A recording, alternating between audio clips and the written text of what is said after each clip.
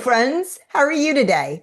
We're talking communication, and it's a little bit of a twist. It's an imposed twist because I woke up this morning, and as I sit here right now, it's about 7:20 on a Thursday morning.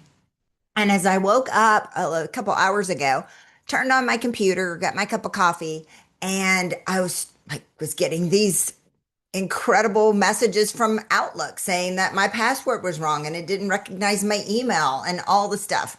And after I played with that for about 20 minutes, I'm ashamed to say how long it took me to catch on. I went to Google and realized that Microsoft has an outage. So I don't know how long this is going to go on. It hasn't made it to the media yet, but hopefully they will recover it at some point soon. But it got me thinking about productivity and the lack of email and how much, like even one day of not having email, what that would do to our productivity from a business standpoint.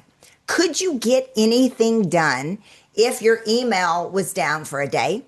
What about a couple days? We are handicapped to that outlook. I was about to pick up my phone. Yes. To that, we are like handicapped, tied to, like harnessed with, whatever, handcuffed to, all the stuff to the devices that we have. But when push comes to shove, can you be okay with a whole day of finding some stuff that gets you busy and actually having human conversations? I would. I actually like to pick up the phone and figure some things out with people, and rather than that back and forth around the mountain kind of thing. And the reason why I'm making that connection and the tie within the two of them was a couple days ago, I was doing just that.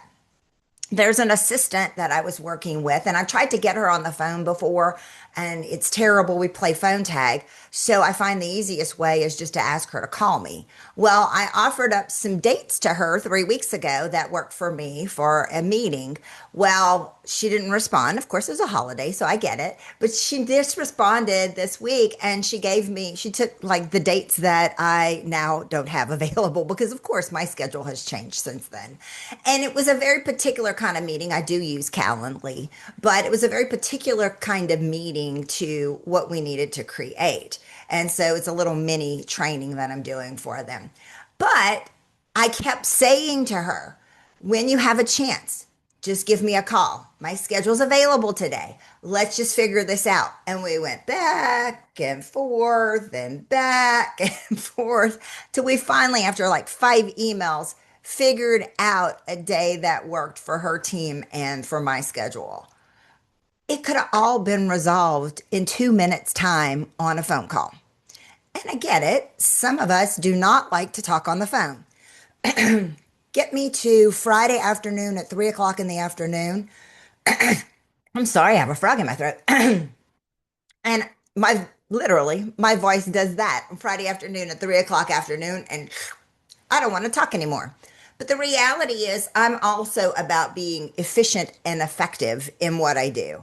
And so the back and forth, the text messaging, all the emails, all the stuff, they're exhausting.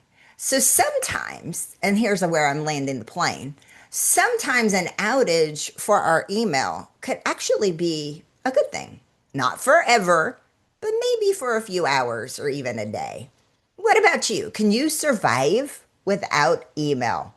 Can you survive? How long can you survive without email? Just a thought for you to ponder. You take good care. I hope you're having a wonderful summer, and I will see you soon.